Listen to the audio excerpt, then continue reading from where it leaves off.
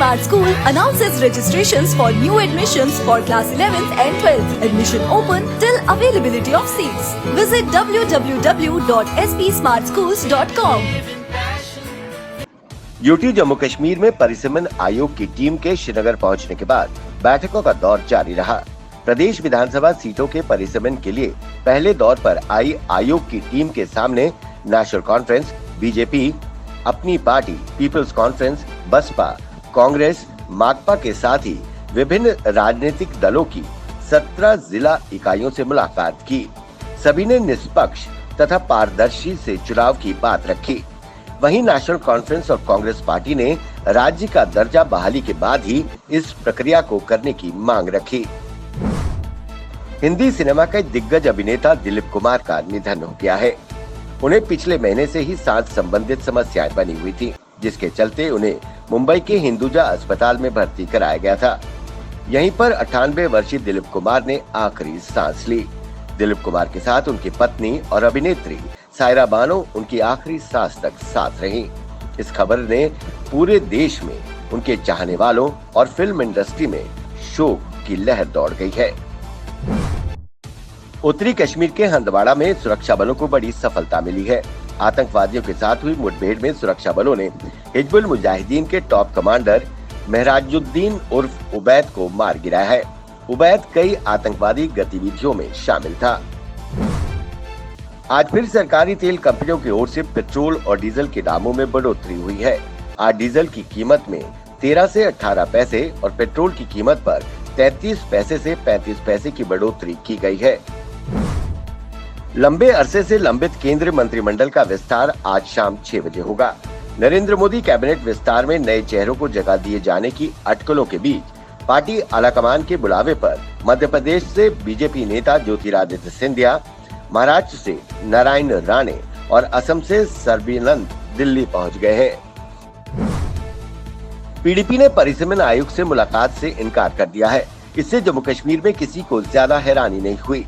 बीते दिन हुई people's alliance for Gupkar declaration की बैठक में ही लगभग तय हो गया था कि पीडीपी अध्यक्ष महबूबा मुफ्ती परिसीमन आयोग से मुलाकात के मामले में अलग रास्ता चुन सकती हैं। उन्होंने आयोग की वैधता पर सवाल उठाए, लेकिन इस पूरी कवायद में वो खुद को बचाते हुए पीडीपी को जम्मू कश्मीर की सियासत में जिंदा बनाए रखने की जद्दोजहद करती नजर आईं।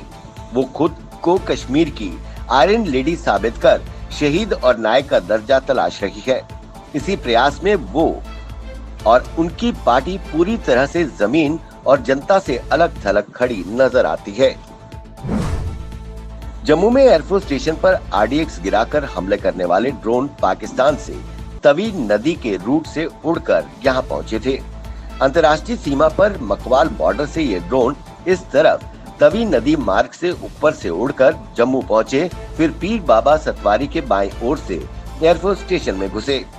आरडीएक्स गिराकर ड्रोन वापस उसी रूट से पाकिस्तान चले गए। ये खुलासा हमले की जांच में हुआ है।